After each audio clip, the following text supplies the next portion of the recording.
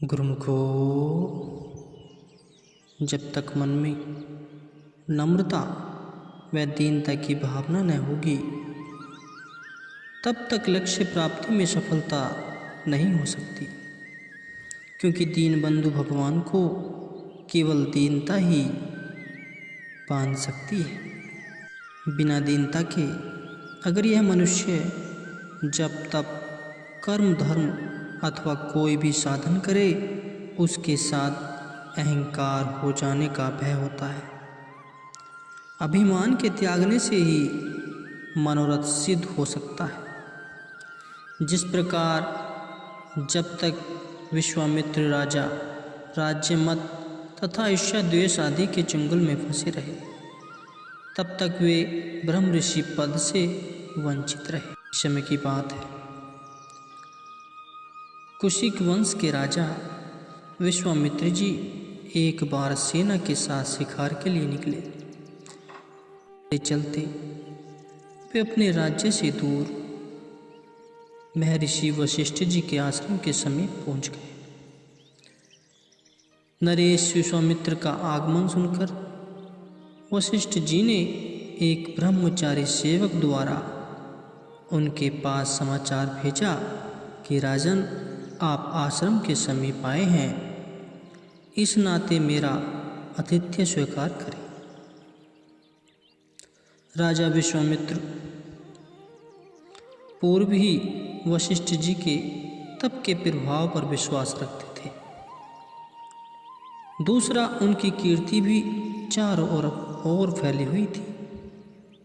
इस बात से भी वे परिचित थे, इसलिए उन्होंने ऋषि वशिष्ठ जी का निमंत्रण स्वीकार कर लिया। तब समस्त सेना सहित सम्राट विश्वामित्र जी उनके आश्रम पर जा पहुँचे। महर्षि वशिष्ठ जी ने उन सबको राजोचित भोजन सामग्री प्रचुर मात्रा में दी। भोजन में किसी प्रकार की भी न्यूनता न थी। यह सब देखकर राजा विश्वामित्र बहुत आश्चर्यचकित हुए। उन्होंने महर्षि जी से पूछा कि वन में रहकर आपको यह सब भोजन सामग्री अतुल मात्रा में कहाँ से प्राप्त होती है? तब वशिष्ठ जी ने कहा, राजन, यह सब मुझे तपस्या के बल द्वारा प्राप्त न होकर नंदिनी नामक कामधेनु के प्रभाव से सुलभ है। महर्षि जी से यह वृत्तांत सुनकर राजा के मन में लालच आ गया। जब वह आश्रम से अपने राज्य की ओर जाने लगा तो उन्होंने वशिष्ठ जी से कहा कि महर्षि, आप मुझे यह गाय दे दीजिए। विपरीत इसके जो कुछ भी चाहे मैं आपको दे सकता हूँ। तब ऋषि जी ने कहा, राजन, ब्राह्मण गो विक्रय नहीं करता, इसलिए मैं आपको यह गाय देने में असमर्थ हूँ। यह सुनकर राजमत में चूर हुए विश्वामित्र जी उग्र प्रभाव होने के कारण उत्तेजित हो गए और उन्होंने सैनिकों को आज्ञा दी कि इस गाय को बलपूर्वक ले चलो। परंतु यह नंदिनी कोई साधारण गाय तो नहीं थी कि जैसे सैनिक बलपूर्वक खींच के ले जाते। जब सैनिकों ने उसे हाथ लगाया तो गाय की हुंकार मात्र से तक्षण वहाँ सत योद्धा उत्पन्न हो गए, जिन्होंने कि विश्वामित्र के समस्त सैनिकों को मार भगाया।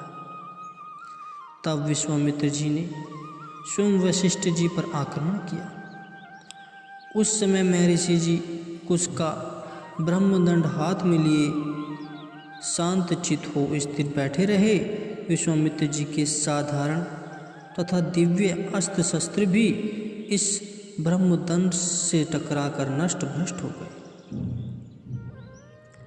इस प्रकार वे परास्त होकर उस समय तो लौट आए। तत्पश्चात कठोर तपस्या करके विश्वामित्र जी ने दिव्य शस्त्र प्राप्त किए तथा नवीन शक्ति संपन्न हो महर्षि वशिष्ठ जी पर पुनः आक्रमण किया। परंतु वे दिव्य शस्त्र भी वशिष्ठ जी के ब्रह्मदंड से छूकर टूट जाते। इस प्रकार स्वयं को श्रीहीन होता देख विश्वामित्र जी ने सोचा कि ब्रह्म बल ही श्रेष्ठ है, जिसको पाकर वशिष्ठ जी मुझसे भी अधिक पराक्रमी है। मैं इनको किसी प्रकार अथवा किसी युक्ति द्वारा भी मार सकने में समर्थ नहीं हो रहा हूँ। क्षत्रिय की शक्ति ब्रह्मदल के धनी ब्रह्म ऋषि का कुछ भी नहीं बिगाड़ सकती। यह सोचकर कि धिंग बलम क्षत्रिय बलम ब्रह्म तेजो बलम बलम बलम, उन्होंने राजपाट का त्याग कर दिया और तपस्या में लीन हो गए। सैकड़ों वर्ष इन्होंने तपस्या करते हुए बीत गए, यहाँ तक कि उनकी उग्र तपस्या से इंद्रासन भी डोलने लगा।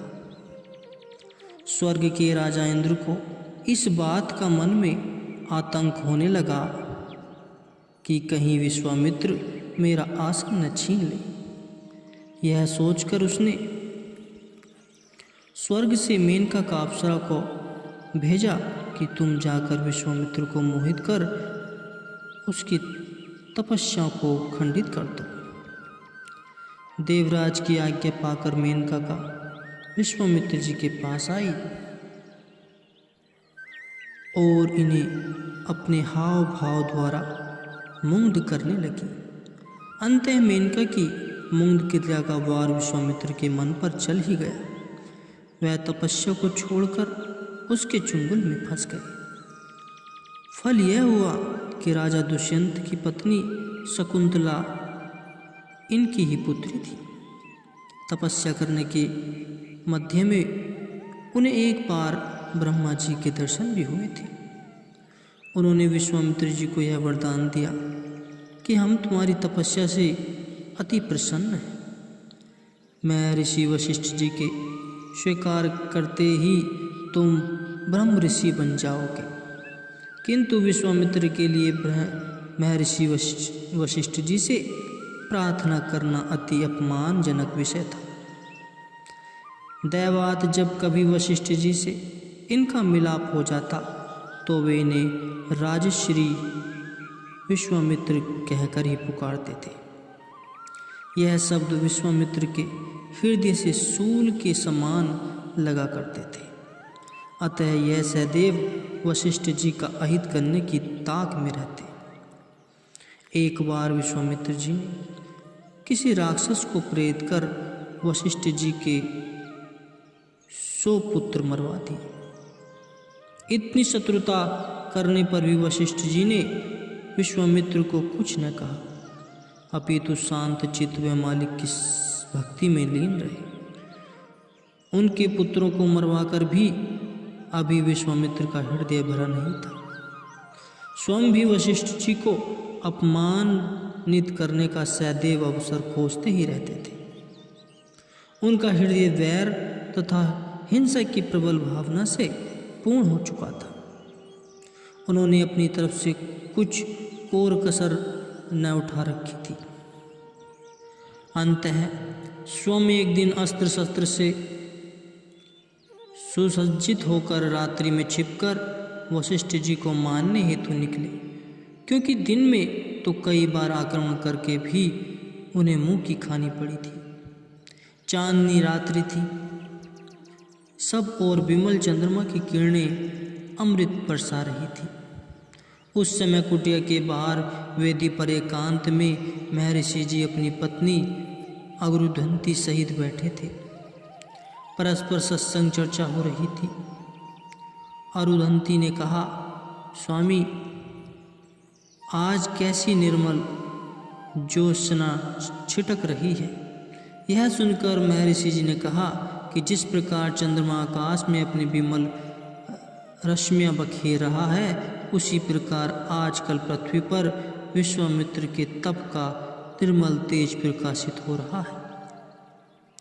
महर्षि वशिष्ठ जी का इतना कुछ अनिष्ट हो जाने पर भी उनका पावन हृदय अहिंसा तथा क्षमा से पूर्ण था। यद्यपि वे सब कुछ जानते थे। वशिष्ठ जी के मुख से ये शब्द कुटिया की ओट में छिपे हुए जब विश्वामित्र जी ने सुने, तब उनका हिंसक हृदय स्वयं को धिक्कारने लगा, क्योंकि ये सब उस समय वशिष्ठ जी का प्रणांत करने आए थे। मन में अब पश्चाताप करने लगे। वशिष्ठ जी के प्रति किए गए निरसंक व्यवहार सब उसके हृदय को शुद्ध करने लगे। मन में कहने लगे कि जिसके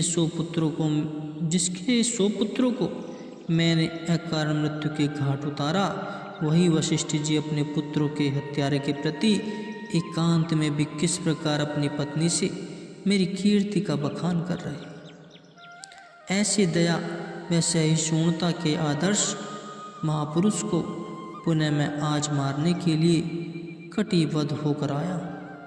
इस प्रकार स्वयं को धिक्कारते हुए शस्त्र पृथ्वी पर गिरा दिए और दौड़कर महर्षि वशिष्ठ जी के चरणों में जा गिरे। विश्वामित्र के महर्षि होने में इतना दर्प द्वेष तथा असहिष्णुता ही तो बाधक थी। आज वह मनोमान्य दूर हो गया, जिससे उनका अंतःकरण परिष्कृत होकर अहिंसक बन गया। इस प्रकार नम्रता व दीनता के भाव से अनुताप करते हुए चरणों पर पड़े विश्वामित्र को वशिष्ठ जी ने बड़े प्यार से उठाते समय कहा कि उठो ब्रह्म ऋषि। आज विश्वामित्र जी की सब हार्दिक अभिलाषाएं पूर्ण हो गई तथा वशिष्ठ जी के प्रति जो मनमुटाव रहते थे वह भी पिता हो गया, जिससे इनको परम शांति मिली। गुरुमुखों, तात्पर्य यह है कि महापुरुषों का जीवन अत्यंत प्रभावशाली होता है। वे सहिष्णुता, प्रेम, दया एवं क्षमा के स्वरूप होते हैं। कोई जितना भी कठोर प्रकृति का क्यों न हो, उसके मन को महापुरुषों के दिव्य चरित्र अवश्य एक न एक दिन परिवर्तित करने में सफल ही हो जाते हैं। जिस प्रकार की विश्वामित्र ने ऋषि वशिष्ठ जी को कितने अपरिमित कष्ट पहुँचाए, परंतु वह राजा विश्वामित्र से कुछ न कहकर मुँह खो सब कष्ट सहन करते गए, क्योंकि उन्होंने क्रोधादि शत्रुओं पर विजय प्राप्त कर ली थी, जिसके प्रभाव से एक दिन विश्वामित्र जी भी निर्भामिमान और विनयशील बनकर महर्षि की पदवी को प्राप्त करने में सफल हो गए। यह है नम्रता, दीनता और विनय भावना का प्रत्यक्ष प्रमाण गुरुमुखों।